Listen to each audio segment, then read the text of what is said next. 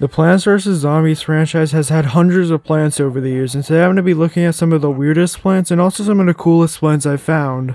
So yeah, starting off we have the Iron Man Walnut. This plant's from Plants vs. Zombies Journey to the West, which had a ton of weird features in the game. And with those weird features, they also had a ton of weird plants, including this one. Now in my opinion, this plant's actually kind of pretty cool because, well, you could actually move it around the map. Which is one thing that I think is exclusive to Plants vs. Zombies Journey to the West, because, well, I don't think in any other game you could actually move the plants. And, well, this walnut was actually pretty overpowered as well, it could shoot lasers at the zombies and basically one-shot them. This walnut was also very hard to kill, so yeah, you could just kind of move it around the map, so it was very hard for a zombie to actually eat this walnut because, well, you just kind of move around the map and shoot lasers at it. And overall, it's kind of just a really interesting walnut that was only ever in one game. And well, moving on, we have another plant that can move around the map, being the Wukong Pea Shooter. Now, this one was basically just a normal pea shooter, except it could move around the map, and it also could hit zombies with a staff. So yeah, overall, it was just kind of a more powerful version of the pea shooter, and it's pretty cool that I could hit stuff with a staff as well. So yeah, overall, a pretty interesting pea shooter that was once again only exclusive to this game. Well, we also have the Pig Squash, and yes, that's actually the official name of this one, the Pig Squash. I don't know really why they named it that, but yeah, it's overall just a pretty strange name. But yeah, this one's actually kind of pretty useless as well, but it's basically just a normal squash, except it can move around the map, and also instead of just disappearing when it kills a zombie, it just goes to sleep for a little while, and well, it actually sleeps for a while unless if you upgrade it, so this one's pretty useless unless if you actually upgrade it. And well, next up we have the Nut Wu Jing. Now this one's a very powerful version of the walnut, even more powerful than the Iron Man walnut. As well, once again, this one could kind of move around the map, and also it could roll down and kill zombies, kind of like walnut bowling. And well, just like the Wukong Pea Shooter, it could hit zombies with a staff as well. So yeah, this one's overall a really powerful version of the walnut, which once again could just kind of move around the map and kill zombies wherever. And well, but also probably has to be one of the strangest designs of a walnut or any plant that I've ever seen. Well, moving on to the final plant that could actually move around on the map, being the Nezha Three-Peater. Now this one's basically just a normal three-peater, except it can move around the map. It does have a few extra upgrades, like turning the peas into fire peas, and also having peas go through multiple zombies at once. So yeah, it's overall just a slightly more powered version of the three-peater. And well, this plant was also used for promotional art, which well, kind of makes sense because it is a kind of a cool looking plant. And well, moving on, we have the Machine Gun Pomegranate, which probably has to be one of the weirdest names for a plant, also just a really weird looking design. And well, honestly, this plant's kind of useless as well, but doesn't really do much except just shoot pieces of pomegranate out of his mouth. So yeah, it's kind of just a more weird looking version of the pea shooter. And well, in Plants vs. Zombies Journey to the West, there's actually a whole new world which includes some water plants. And well, all these plants in the new water world just kind of look strange, including the oxygen algae. As it was really not that unique of a design, it's just algae just with eyes on it. This one actually is kind of useful though, as it makes non-water plants breathe underwater, so yeah, it's kind of a useful one. And well, in this world you also unlock the Sea Starfruit, which is just a redesigned version of the Starfruit, which just rolls down lanes, so kind of like walnut bowling. You could also unlock this Water Gun Grass, which is just a weaker version of the pea shooter honestly as well, but just shoots out peas from the top of its head. But there is one very overpowered plant in this weird world, being the Electric Anemone.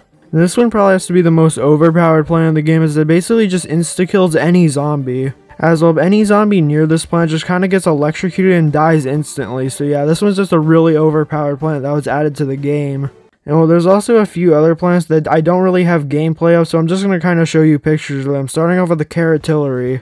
Now this one's basically just a big carrot, and it kind of acts like the Cob Cannon as well, but you could shoot it up in the air and it basically just kills the zombies in front of it. But yeah, it's overall just kind of a really strange design, as the carrot just kind of looks really weird. And well, there's also a Ghost Pepper in the game with the PVZ-1 art design, and well, this one's actually a bit more useful than the Ghost Pepper that's in Plants vs. Zombies 2.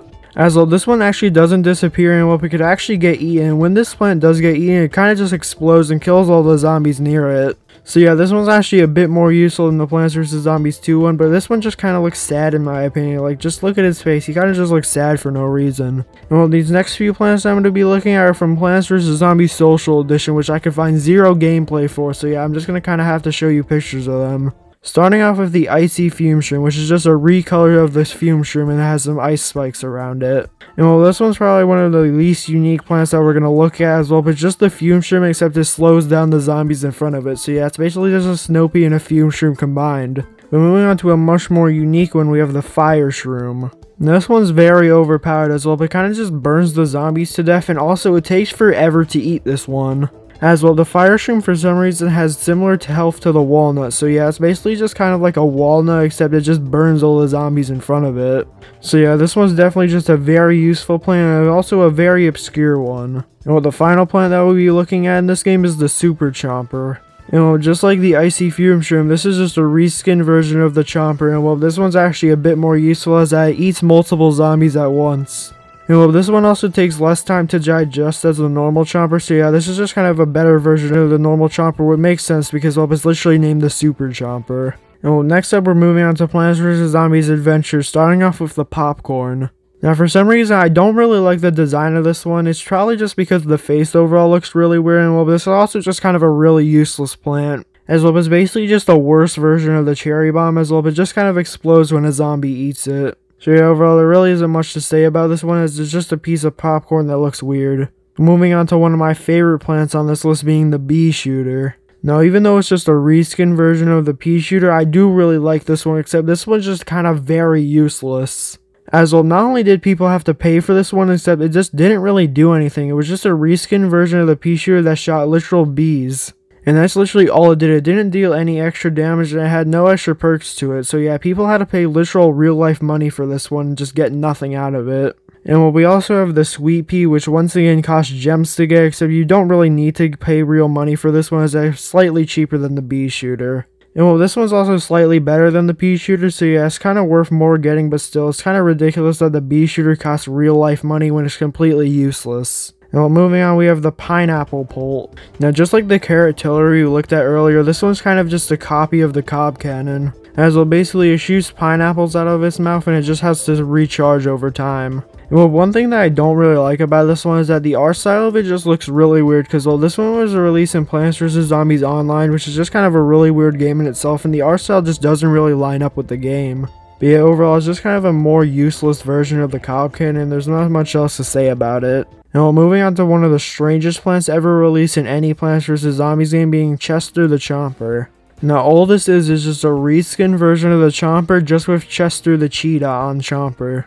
And well, there really isn't much benefits to this plant at all. It's not really that unique, but overall, I do really like how it looks. And well, for the Halloween update, they also added a few extra skins to it, starting off with the Frankenshroom, which is literally just the Scaredy Shroom with Frankenstein's head on it. And they also had the Cat Dragon, which once again was just a reskin of the Snapdragon except with cat ears on it. And well, the Snapdragon with cat ears probably has to be one of the weirdest plants ever released in a Plants vs. Zombies game. And well, moving on to Plants vs. Zombies All-Star, starting off with the Cob Cannon. Now, I don't know what they were thinking when they made this Cob Cannon design in this game, but just why? This one just looks so much weirder than the original Cob Cannon. Just release the original Cob Cannon design in this one. It's so much better than this. And I honestly don't know why Plants vs. Zombies All-Stars decided to add this Cob Cannon instead of the normal Cob Cannon. It just is overall a really weird design that barely even looks like a Cob Cannon in the first place. Moving on to one of the coolest plants in the whole game, being Dogtail and Foxtail. Now, since there was an evolution system in this game, you could evolve Cattail into Dogtail and Dogtail into Foxtail. So yeah, this is overall just two really cool designs of plants.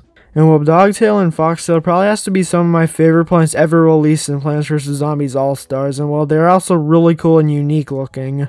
And I kind of wish they were in more games because, well, they're overall just really unique, and I would definitely get them if they were like in Plants vs. Zombies 2 or something like that. But yeah, a few other weird evolutions was like the Devil Jalapeno, which evolved from the jalapeno and it turned into this thing, which literally just murders zombies with fire. And from what I read on the wiki, this one dealt a lot of damage and was very overpowered in Plants vs. Zombies All-Stars. And well, this probably has to be up there with Dogtail for some of my favorite designs in Plants vs. Zombies All-Stars. But one of the weirdest designs in Plants vs. Zombies All-Stars probably has to be this twin-headed Snapdragon. Now, I honestly don't know why they decided to add this in the game as well, but it's overall a pretty cool idea, except they executed it terribly as well. For some reason, they made the heads purple on it. And well, this was very unnecessary as well, but it would have looked cool if they just used the normal Snapdragon head and kept it the same color as well. The purple heads just don't really fit in with the rest of the Snapdragon. But yeah, overall, the heads just don't really fit in with the whole Snapdragon theme, and it overall just kind of looks really weird. And well, the final Plants vs. Zombies All-Stars plant that we'll be looking at in this video is the Lighthouse Flower. Now, this one evolved from the planter and it just turned into a whole lighthouse. One thing that I don't really understand with the name though is how is this a flower? As well, the name lighthouse flower doesn't really make a lot of sense when it's literally just a lighthouse and has nothing to do with flowers. But yeah, overall, it's kind of just a really cool design. I actually really like this one, even if it barely is considered a plant. And well, moving on to the newest Plants vs. Zombies game being Plants vs. Zombies 3. So basically, in Plants vs. Zombies 3, basically every single plant looks really weird, so I just kind of picked out my 2 least favorite designs I found. Starting off, we have the caramel pult, which is just a kernel pult, except it's just orange and red. And well, honestly, this probably has to be some of the laziest designs I've ever seen as well. It's basically just a kernel pult, but just red and orange. And well, this also barely added anything into the game as well, but basically just slows down all the zombies and does the exact same damage as the kernel pult. Which, if you think about it, is kind of useless as well. The normal kernel pult could shoot butter every once in a while and slow down the zombie itself. So this caramel pult kind of has no reason to exist in the first place. And well, moving on to the final plant in this video being the dogwood. Now, the reason why I don't like this design is that it's just really not unique at all. And it's overall just a very lazy design in my opinion. As well, it's literally just a stick with a tongue on it. And yeah, that's literally it. It has nothing else to it. So yeah, once again, it's just another very lazy design as they just took a stick and just put a tongue on it and called it a new plant. So yeah, it's overall just a really ununique plant that's overall just really lazy looking. But yeah, there's all the weird plants that we've looked at in this video. There's a ton more, but I was only able to fit a small amount of them into this video because I don't want the video to be like an hour long. But yeah, out of every single one of these weird and cool looking plants, which is your favorite? Comment that down below, and yeah, have a great day.